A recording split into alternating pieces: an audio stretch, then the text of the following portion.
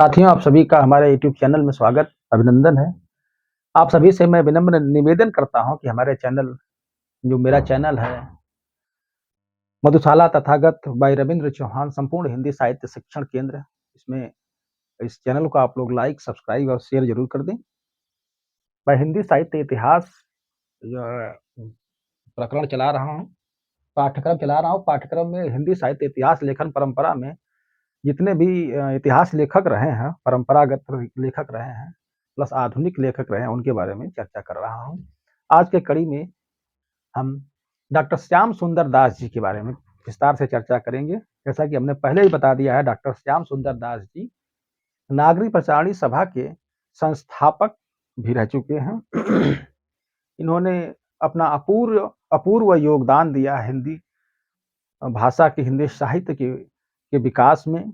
इन्होंने एक ऐसे समय में हिंदी की तमाम पांडुलिपियां जो हस्तलिखित या लोक में प्रचलित या राज प्रसादों या राज पुस्तकालयों, मंदिरों, मस्जिदों में, लोगों के घरों में, हाथों में, जुबान पर जो चीजें पड़ी थी और लुप्त होने के कगार पर थी, उस दौरान इन्होंने डॉक्टर श्याम सुंदर दास जी ने, बाबू श्याम सुंदर दास जी ने एक अपूर्व कार्य किया कि उन्होंने नागरिक प्रचारणी सभा की स्थापना करके इन सबको एकत्रित कर हिंदी को एक नया रूप देने का कार्य किया।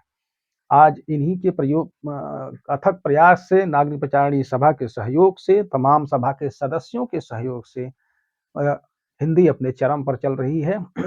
आज हिंदी का विकास एक विशेष सब्जेक्ट या विषय के रूप में हो चुका है। यह यूनिवर्सिटी, कॉलेज आदि में जो पढ़ाने या जो प्रचलन चल रहा है, ये बाबू श्याम सुंदर दास जी के कारण ही हुआ।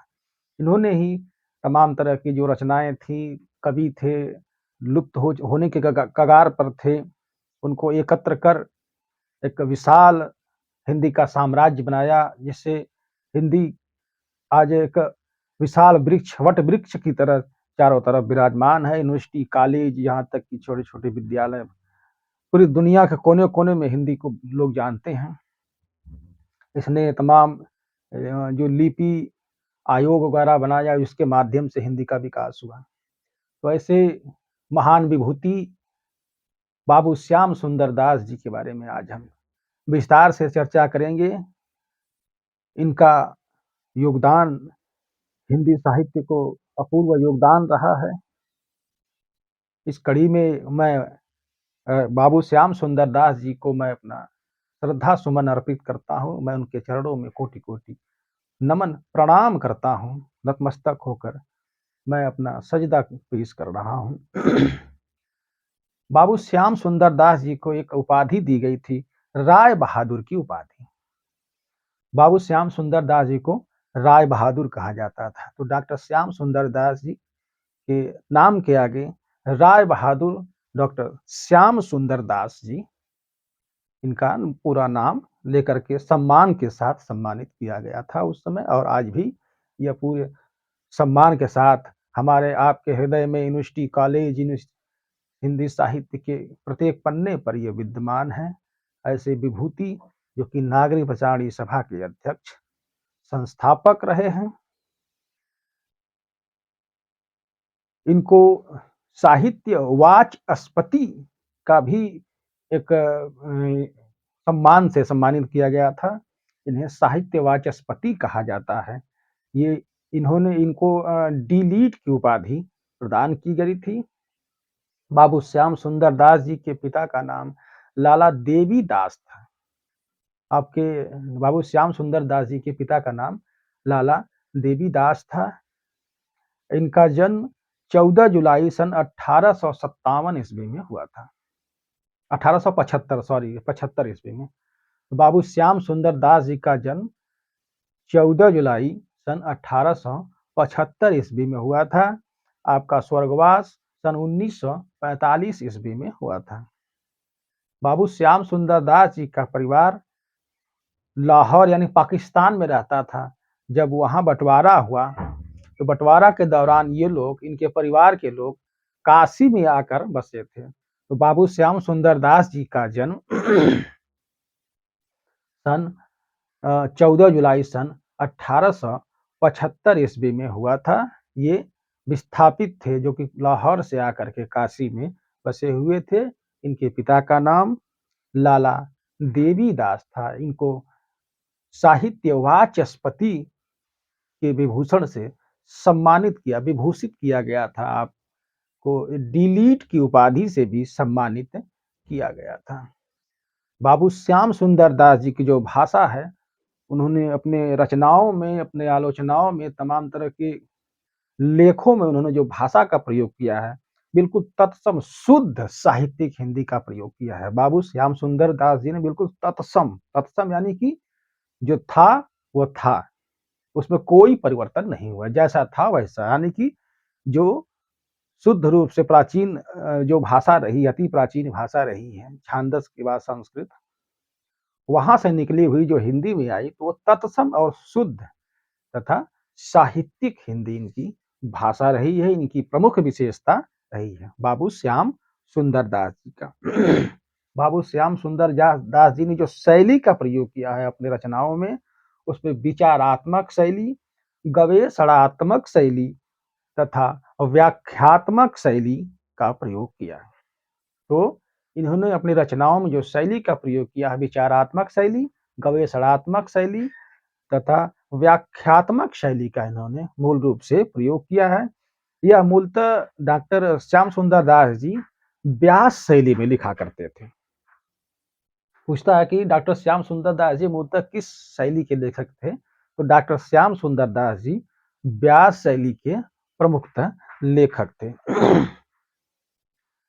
एक उपाधि इनको और दी गई है कि इन्होंने जो विदेशी शब्द थे, जो फॉरेनर शब्द थे हिंदी में आए, हमारे हिंदी जगत में आए, उनको भी, विदेशी शब्दों को भी हिंदी जगत में हिंदी के नाम से इन्होंने प्रस्तुत किया और उसको भी हिंदी में ढाल दिया।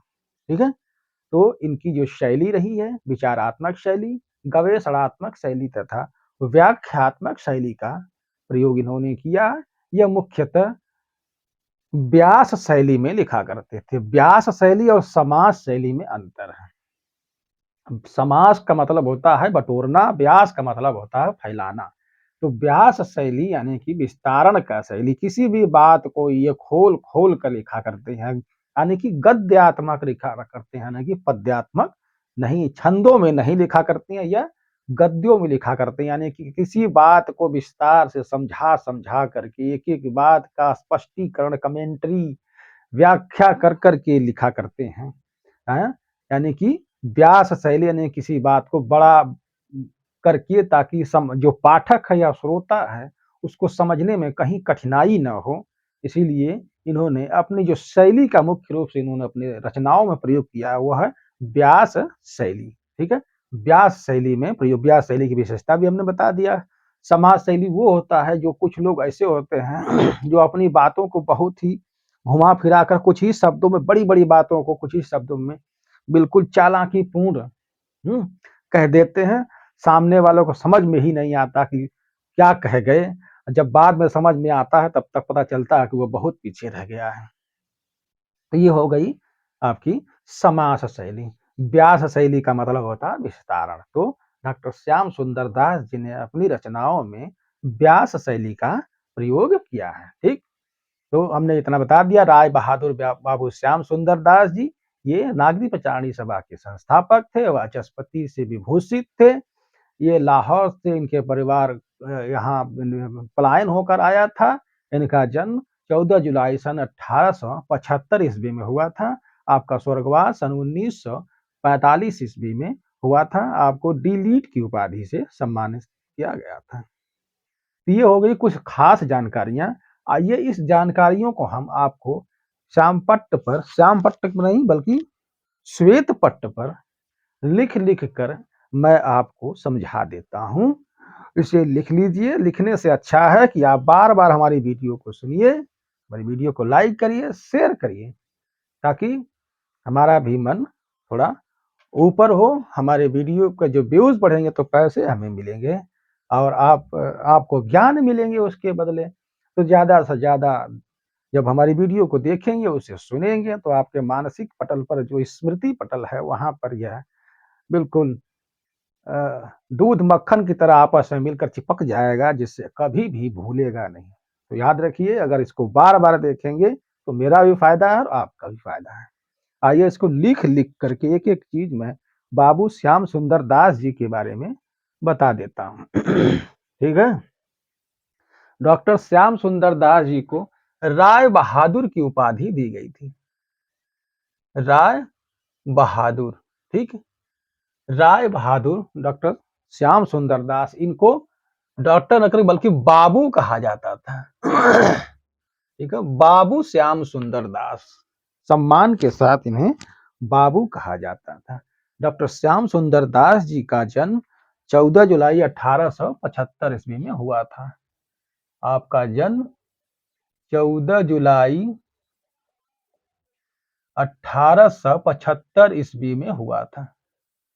बाबू श्याम सुंदर दास जी का जन्म 14 जुलाई 1875 ईस्वी में हुआ था तथा स्वर्गवास आपका, ठीक है, स्वर्गवास हुआ था, स्वर्गवास 1945 ईस्वी में आपका स्वर्गवास हुआ था बाबू श्याम सुंदर दास जी का।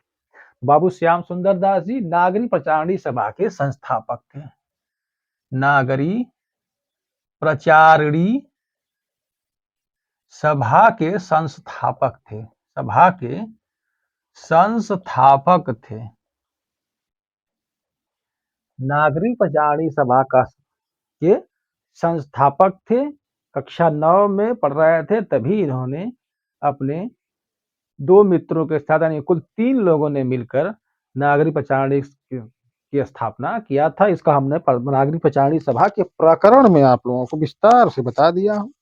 देखना हो तो देख लीजिए, नहीं देखना हो तो मत देखिए। देखेंगे तो हमारा पैसा बन जाएगा, नहीं देखेंगे तो हम बर्बाद हो जाएंगे, बंद कर देंगे यूट्यूब। तो नागरिक प्रचारणी सभा के संस्थापक रहे ये। लाहौर से, ठीक है, लाहौर से पलायन होकर आए थे। लाहौर से पलायित, पलायित काशी में बसे। कीसी लिख दिया हूं तो याद रखिएगा, काशी, ठीक है, काशी में बसे थे।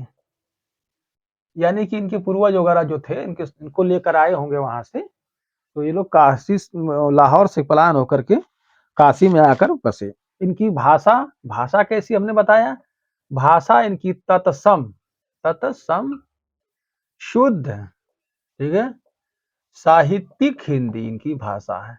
साहित्यिक हिंदी, शुद्ध साहित्यिक हिंदी, तत्सम इन भाषा का प्रयोग इन्होंने किया है। इन्होंने जो शैली का प्रयोग किया है, याद रखिए कौन सी शैली का प्रयोग किया है, तो इन्होंने व्यास शैली का प्रयोग किया है। व्यास शैली का मतलब हो गया विस्तारण का शैली। किसी भी बात को खोल खोल कर इन्होंने समझाया बकायदे। एक एक बात को अंगुली रख रख करके, पकड़ पकड़ के, अंगुली पकड़ पकड़ के समझाया है। तो व्यास शैली में यही होता है कि अगर आपको कोई समझाता है तो डंडा से मार मार के, पकड़ पकड़ के, अंगुली दिखा दिखा करके समझाता है, तो यह व्यास शैली हो गया। ठीक है, तो व्यास शैली के भी लेखक थे। यह इन्होंने क्या किया था, विदेशी शब्दों को भी हिंदी में ढाल दिया है। विदेशी शब्दों को भी, ठीक है, शब्दों को भी हिंदी में ढाला। हिंदी में ढाला। इन्होंने विदेशी शब्दों को भी हिंदी में ढालने का काम किया। कौन? बाबू श्याम सुंदर दास। अब आइए इसको मिटा देते हैं। लिखना हो लिख लीजिए, मैं लिखना मत लिखिए। मैं इनकी इनकी रचनाओं के बारे में, प्रमुख रचनाएं कौन कौन सी रही हैं उसके बारे में आप लोग विस्तार से जान लीजिए। तो आइए इनकी रचनाओं के बारे में लिखवा देते हैं। लिखना हो तो मत लिखिए, नहीं लिखना हो तो लिख लीजिए। इनकी प्रमुख प्रमुख रचनाएं कौन सी रही है जिनके बारे में पूछता है। ठीक है, बाबू श्याम सुंदर दास की प्रमुख रचनाएं। इनका सबसे महत्वपूर्ण ग्रंथ है जिसके बारे में बहुत जबरदस्त प्रश्न बनते हैं, टीजीटी, पीजीटी, नेट, जेआरएफ इत्यादि कोई भी परीक्षा हो सब में बनाए जाते हैं। कौन कौन कौन सा है? हिंदी कोविद रत्नमाला। हिंदी कोविद रत्नमाला, हिंदी कोविद रत्नमाला इनका बहुत ही महत्वपूर्ण ग्रंथ है। हिंदी कोविद रत्नमाला से ये इन्होंने बहुत ज्यादा ख्याति प्राप्त की, प्रसिद्धि प्राप्त की। कौन? बाबू श्याम सुंदर दास जी ने। हिंदी कोविद रत्नमाला इनका प्रमुख ग्रंथ है। ठीक है, इसके दो भाग हैं, दो भाग। हिंदी कोविद रत्नमाला कितने भागों में है? यह दो भागों में। यह पूछता है इस तरह से कि हिंदी कोविद रत्नमाला कितने भागों में है? तो हिंदी कोविद रत्नमाला दो भागों में है। इसका प्रथम भाग, ठीक है, इसका प्रथम भाग कब प्रकाशित हुआ था? 1909 ईस्वी में। ठीक है, इसका प्रथम भाग 1909 ईस्वी में तथा द्वितीय भाग 1914 ईस्वी में प्रकाशित हुआ था। ठीक है, तो बाबू श्याम सुंदर दास जी का ग्रंथ हिंदी कोविद रत्नमाला दो भागों में प्रकाशित हुआ था। इसका प्रथम भाग 1909 ईस्वी में तथा द्वितीय भाग 1914 ईस्वी में प्रकाशित हुआ था। ठीक है, एक इनका प्रमुख ग्रंथ हो गया। दूसरा ग्रंथ इनका बहुत ही इंपॉर्टेंट ग्रंथ है, जिसके बारे में पूछता है, हिंदी भाषा और साहित्य। हिंदी भाषा और साहित्य, हिंदी भाषा और साहित्य, हिंदी भाषा और साहित्य। तो हिंदी भाषा और साहित्य इनका बहुत ही महत्वपूर्ण ग्रंथ है। इसको याद रखिएगा, इससे प्रश्न बनते हैं, कई बार पूछा गया है। इनका सबसे महत्वपूर्ण तो इनका ये है। ठीक है, हिंदी कोविद रत्नमाला। रुकिए, लाइट चली गई है, वीडियो रोक दे। दोस्तों लाइट आ गई है, आइए दोबारा शुरू करते हैं। आपने बहुत हिलाया, कलम मुंह में डालकर अंधेरे में। आइए आगे बढ़ते हैं। हिंदी भाषा और साहित्य, हिंदी भाषा और साहित्य इनका अगला ग्रंथ है, जो कि बहुत ही इम्पोर्टेंट है। इसको याद रखिए, हिंदी भाषा और साहित्य बाबू श्याम सुंदर दास जी का कई बार पूछा है। तो इनका प्रमुख ग्रंथ है हिंदी भाषा और साहित्य। अगला इनका ग्रंथ है अशोक की धर्मलिपियां। अशोक, सुनिए, इसको लिखिए मत, सुनिए, बार बार सुनिए, हमें भी फायदा होगा, आपको भी होगा, आपको याद हो जाएगा। अशोक की धर्मलिपियां, अशोक की धर्मलिपियां, धर्मलिपियां, अशोक की धर्मलिपियां इनका प्रमुख ग्रंथ है। उसके बाद अगला ग्रंथ इनका जो प्रसिद्ध ग्रंथ है वह है हिंदी कुसुमावली। चौथा है हिंदी कुसुमावली, कुसुमावली, हिंदी कुसुमावली इनका प्रसिद्ध ग्रंथ है। ठीक है, उसके बाद गद्य कुसुमावली 5वें नंबर पे है। कौन सा ग्रंथ? गद्य कुसुमावली, गद्य कुसुमावली। ठीक है, इनका प्रसिद्ध ग्रंथ है हिंदी कुसुमावली और गद्य कुसुमावली। यह बाबू श्याम सुंदर दास जी का प्रसिद्ध ग्रंथ है। गद्य कुसुमावली में जो उनका सबसे अच्छा निबंध थे, सबसे अच्छे निबंध थे, श्रेष्ठ निबंधों का संग्रह है। गद्य कुसुमावली श्रेष्ठ निबंधों का संग्रह है। तो इनका याद रखिए, श्रेष्ठ निबंधों का संग्रह कौन सा है? इनका गद्य कुसुमावली। दोस्तों ये थे डॉक्टर बाबू श्याम सुंदर दास जी के बारे में विशेष जानकारियां और उनकी रचनाओं के बारे में हमने विस्तार से बताया। अब आइए उनके बारे में, उन्होंने जो हिंदी साहित्य का इतिहास का जो वर्गीकरण किया है उसके बारे में आपको लिख लिख के बता दें। इसको लिख लीजिए, मिटाने जा रहा हूँ, मिटा करके मैं आगे इनका वर्गीकरण करूंगा। ठीक है, अब आइए दोस्तों बाबू श्याम सुंदर दास जी के काल विभाजन के बारे में जानते हैं। इन्होंने काल का विभाजन किस प्रकार किया है? काल विभाजन, तो बाबू श्याम सुंदर दास जी का काल विभाजन, काल विभाजन,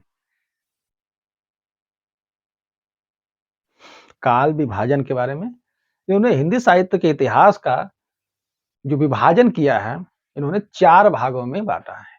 बाबू श्याम सुंदर दास जी ने कुल 4 भागों में काल विभाजन किया है, 4 भागों में, ठीक है। पूरे हिंदी काल को इन्होंने 4 भागों में बांटा है। पहला भाग हिंदी साहित्य के प्राचीन काल को, अति प्राचीन काल जहां से हिंदी साहित्य शुरू होता है, हिंदी साहित्य के प्राचीन काल को इन्होंने क्या नाम दिया है? इन्होंने उसे आदि युग कहा है, उसे आदि, हिंदी साहित्य के प्राचीन काल को बाबू श्याम सुंदर दास जी ने आदि युग नाम दिया है। इसे वीर गाथा काल भी कहा है। वीर गाथा काल, वीर गाथा काल, आदि युग, इन्होंने हिंदी साहित्य के सबसे प्राचीन काल यानी कि शुरुआती दौर का जो काल रहा है उसको आदि युग या वीर गाथा काल नाम दिया है।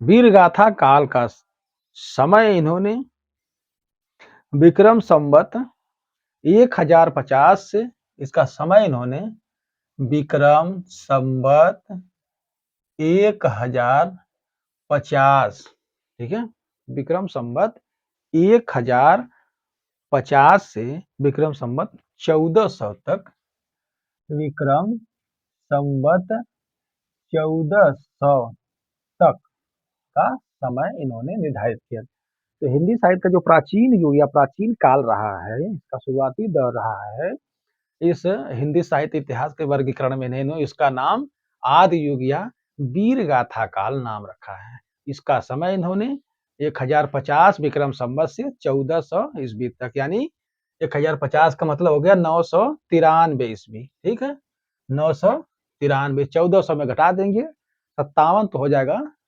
1343 ईस्वी तक, ठीक है। तो आदि युग हिंदी के प्राचीन काल को, हिंदी साहित्य के वर्गीकरण का इन्होंने इस तरह से वर्गीकरण किया कि हमें इसके प्रथम वर्ग को, प्रथम युग को आदि युग नाम दिया था। बाबू श्याम सुंदर दास जी ने हिंदी साहित्य के वर्गीकरण को आदि युग, इनके प्राचीन काल को आदि युग नाम दिया। इसमें हिंदी साहित्य के प्राचीन काल को इन्होंने आदि युग नाम दिया, आदि युग या वीर गाथा काल, ठीक। इन्होंने दूसरा जो वर्गीकरण किया है मध्यकाल को, मध्यकाल को इन्होंने क्या नाम दिया है? पूर्व मध्यकाल को 2 भागों में इन्होंने बांट दिया है। ये आ जाइए मध्यकाल, ठीक है, मध्यकाल, मध्यकाल को इन्होंने पूर्व मध्यकाल, पूर्व मध्यकाल, पूर्व मध्यकाल, मध्यकाल को इन्होंने 2 भागों में बांटा। कौन कौन में? पहला पूर्व मध्यकाल, इसे भक्ति काल नाम दिया, पूर्व मध्यकाल को भक्ति काल नाम दिया, पूर्व मध्यकाल को भक्ति काल नाम दिया। तथा इसी मध्यकाल में तीसरा वर्ग इन्होंने कर दिया है उत्तर मध्यकाल, उत्तर मध्यकाल। तो उत्तर मध्यकाल को इन्होंने रीति काल नाम दिया, रीति काल, ठीक है, उत्तर मध्यकाल को इन्होंने रीति काल नाम दिया। तो उत्तर मध्यकाल को इन्होंने क्या नाम दिया? रीति काल नाम दिया। रीति काल यानी श्रृंगार काल। खासतौर से इन्होंने रामचंद्र शुक्ल को ही लगभग इसी में बनाया है, उन्होंने जो कहा है वही लगभग इन्होंने ही कहा है, थोड़ा बहुत हेरफेर है। तो पूर्व मध्यकाल यानी भक्ति काल, मध्यकाल को उन्होंने 2 भागों में बांट दिया है, पूर्व मध्यकाल और उत्तर मध्यकाल। पूर्व मध्यकाल यानी कि पहले का जो भाग, पहले शुरुआती दौर रहा है वह है भक्ति काल, तथा उत्तर मध्यकाल उसके बाद का दौर रहा है तो वो रीति काल यानी कि अय्यासी का काल, मजा लेने वाला काल या श्रृंगार काल। इसमें सब लोग मजा ले रहे थे, अंग्रेज आ गए थे उन्होंने प्रोटेक्शन देने का वादा कर दिया था, युद्ध का खतरा नहीं था, इसलिए सब अय्याशी करने में लग गए थे। किसी को कोई खतरा नहीं था। देश देश का सौदा कर दिया यहाँ के राजाओं ने। देश का सौदा करने के बाद उन्होंने अय्याशी में अपना कदम रखा और अय्याशी में डूब गए। वही अय्याशी की देन थी कि इसका नाम रीति काल या श्रृंगार काल रखा गया। ठीक है, तो उत्तर मध्य काल को श्रृंगार काल या रीति काल नाम दिया गया। पूर्व मध्य काल का समय 1400 विक्रम संवत से 1400 बीसी से 1400 बीसी नहीं, ये हो गया 1400 विक्रम संवत। ठीक है, 1400 विक्रम संवत से 1700 विक्रम संवत। ठीक है, 1400 विक्रम संवत से 1700 विक्रम संवत इसका समय इन्होंने रखा है। ठीक है, तो 1400 विक्रम संवत से 1700 विक्रम संवत तक का काल, यानी कि 1400 में घटा देंगे 57 साल तक, 1343 ईस्वी से 1643 ईस्वी तक का समय इन्होंने ईस्वी में, अगर ईस्वी में निकालेंगे तो पूर्व मध्य काल यानी भक्ति काल नाम रखा है। उसके बाद उत्तर मध्य काल, उत्तर मध्य काल को इन्होंने रीति काल नाम दिया, जिसे श्रृंगार काल भी या कला काल भी कहा गया है। तो इन्होंने जो नाम दिया वो रीति काल नाम दिया। किसने? बाबू श्याम सुंदर दास जी ने। इसका समय इन्होंने 1700 विक्रम संवत से 1700 विक्रम संवत से 1900 विक्रम संवत तक इन्होंने किसका? उत्तर मध्य काल यानी रीति काल का समय रखा कि इन्होंने बाबू श्याम सुंदर दास जी ने। उसके बाद इन्होंने अंतिम जो भाग किया है वो चौथा भाग इन्होंने आधुनिक युग रखा। ठीक है, आधुनिक युग, इसका नाम इन्होंने आधुनिक युग का, देखिए याद रखिएगा कि बाबू श्याम सुंदर जी ने काल के जगह युग का प्रयोग किया है। यह विशेष है, जब परीक्षा में पूछेगा तो युग रहेगा, काल नहीं रहेगा। तो आदि युग नाम दिया प्रथम युग को। हिंदी के जो प्राचीन युग रहा है उसको वीर गाथा काल। उसके बाद मध्य काल को पूर्व मध्य काल, उत्तर मध्य काल में दो भागों में बांट दिया, भक्ति काल, रीति काल नाम से। उसके बाद वर्तमान काल यानी कि आधुनिक युग को, यानी कि प्रेमचंद युग से शुरू होता, प्रेमचंद नहीं, भारतेंदु युग से जो शुरू होता है, तो वहां से इन्होंने इसको आधुनिक युग नाम दिया। एक चीज और विशेष रूप से पूछता है कि आधुनिक युग को बाबू श्याम सुंदर दास जी ने क्या कहा है, तो इन्होंने नवीन विकास काल कहा है। इसे आधुनिक युग को नवीन विकास काल, नवीन विकास काल नाम दिया। आधुनिक युग को बाबू श्याम सुंदर दास जी ने क्या नाम दिया है? नवीन विकास काल।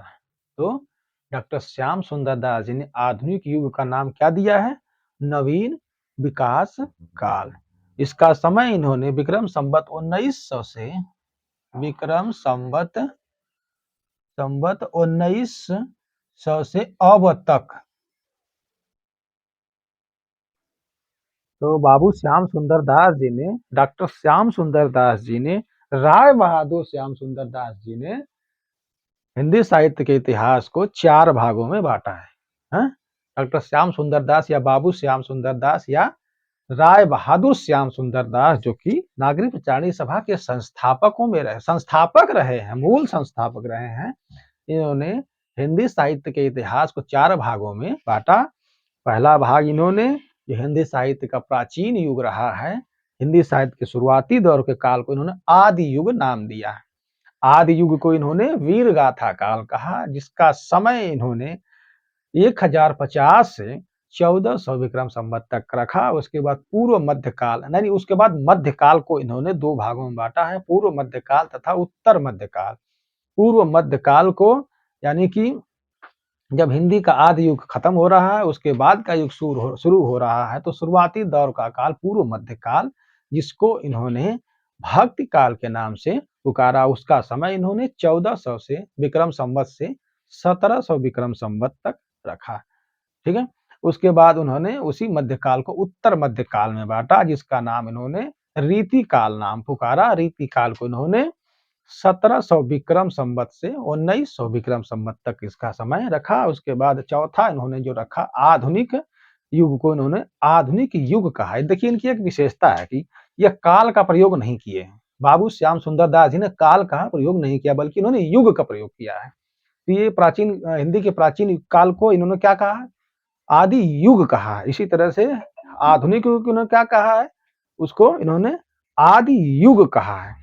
तो आदि युग को इन्होंने नवीन विकास का काल कहा है।